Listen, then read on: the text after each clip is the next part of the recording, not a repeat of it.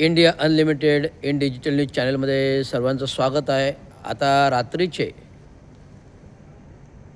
जवळपास 12 वाजायला आलेले आहेत आणि मी जेवण झालं, काही वाचन झालं, पुस्तकं वाचन झालं. जेवण झाल्यानंतर पुस्तकं वाचन झालं. जेवणाच्या पूर्व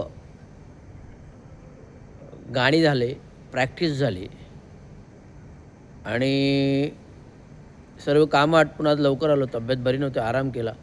विविध फोन जनसंपर्क झाले. जो कालची घटना माझ्या कानावर आली त्या अंतर्गत माझ्यासाठी ठाणे महानगरपालिकेच्या अवतीभोवती काही गुंड सोडलेली आहेत. काही प्रस्थापित सत्ताधारी पक्षाच्या खासदारांनी, नरेश म्हस्केंनी मारण्यासाठी काही शिवसेना गद्दार गटाची माणसं सोडलेली आहेत. काय माहिती आहे का, लोकशाही आहे, कायदा आहे, संविधान आहे, कानून आहे. बीड जिल्हा, परभणी जिल्हा इथे नाही आहे. त्यामुळे ही मुंबई आणि ठाणा आहे. त्यामुळे इथे पूर्णतः कायदा कानून सुव्यवस्था प्रश्न सुस्थितीत चांगल्या प्रकारे राबविला जातो, जो खेडेगावात राबविला जात नाही. तर अशा प्रकारच्या ठिकाणी मी वावरतो, राहतो आणि विविध कामगार संघटनेवरती म्हणजे सेवेमध्ये 30-32 वर्ष कार्यकारी अभियंता सेवा सरकारी एकदम प्रामाणिकपणे, निस्वार्थी प्रामाणिक आणि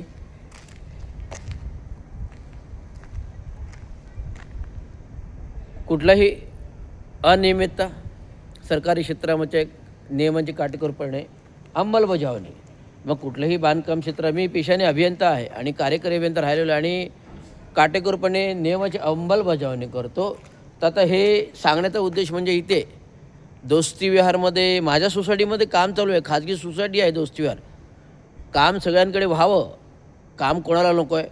आपल्या सोसायटीमधलं चांगलं व्हावं, खड्डे भरले जावं, टाईल्स तुटल्यात ते भरले जावं, कोणालाही वाटतं. ह्याच फेडरेशन सोसायटीचे सेक्रेटरी आणि या फेडरेशन सोसायटीचे अध्यक्ष RD देशमुख आणि हेमंत मोरे सेक्रेटरी 2-1.5 वर्षापूर्वी, म्हणजे मागच्या ऑगस्टमध्ये ठरलं की शिंदेसाहेब, तुम्ही पेशाने अभियंता आहेत, तर आपल्या सोसायटीचा एक वर्क ऑर्डर तुम्हाला देतो आहे. आपल्याला हे दुरुस्तीचं काम करायचं आहे. तर त्याप्रमाणे तुम्ही आम्हाला सगळं माहिती स्ट्रक्चरल तर करून द्या, ऑडिट करून द्या. मी संपूर्ण SR ग्रुप नावाची कंपनी सेवानिवृत्तीनंतर चालू केलेली आहे, भारतीय सरकार मान्यता प्राप्त कंपनी. आणि हे काम करत असताना पूर्ण कर्मचारी स्टाफ आणून या संपूर्ण क्षेत्रातला 6 एकरचा भूखंडावरचा हा 5 एकरचा कॉम्प्लेक्स आहे.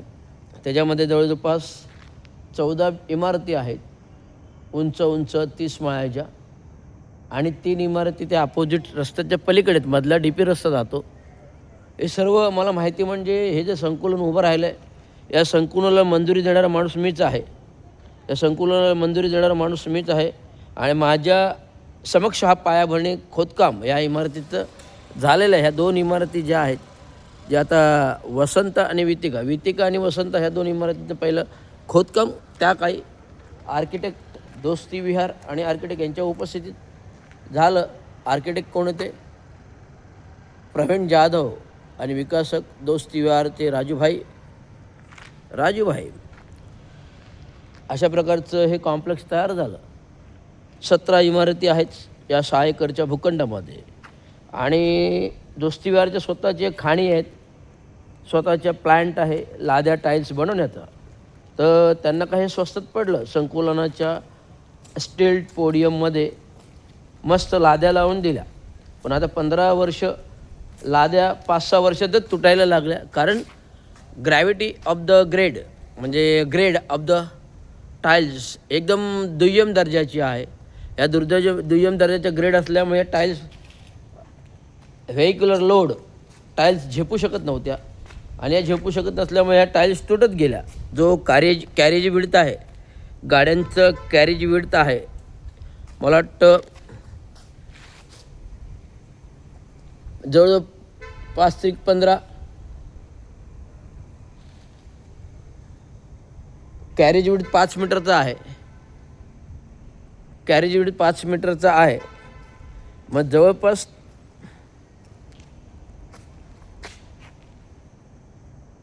50 मीटर लांबी आहे आणि 5 मीटरची रुंदी आहे. 5 मीटर रुंदी आहे, 50 मीटरची लांबी आहे. हे संपूर्ण मेजरमेंट पाहता अशा जवळजवळ 14 इमारतींचे 1 2 3 झाले. आता 4th 5 चालू आहे. अजून तिकडचा टप्पा 6 7 10 कॅरेज विड्थ आहेत. या 10 कॅरेज विड्थमध्ये मी संपूर्ण संकलनाचं स्ट्रक्चरल ऑडिट भरताना याचा खर्च 11 कोटीच्या घरामध्ये होता. आता 11 कोटी काय फेडरेशनला परवडणार नाही, परंतु 1/2 मी पुन्हा 6 कोटीवर आणला. 6 कोटीचा पण खर्च परवडत नाही म्हणून मी 4 कोटीवर आणला. 4 कोटीचाही खर्च परवडत नाही म्हणून मी 2 कोटीवर आणला. 2 कोटीचाही खर्च परवडत नाही आहे म्हणून ह्याचा खर्च 1.5 कोटी प्लस ॲडिशनल टॅक्सेस धरून 2 कोटी. येस, हा 2 कोटीचा खर्च आहे. 2 कोटीचा खर्च जो आहे तोही फेडरेशनला झेपत नव्हता. शेवटी काय झालं, निवडणुका जवळ आल्यामुळे या निवडणुकीच्या दरम्यान संधीचा फायदा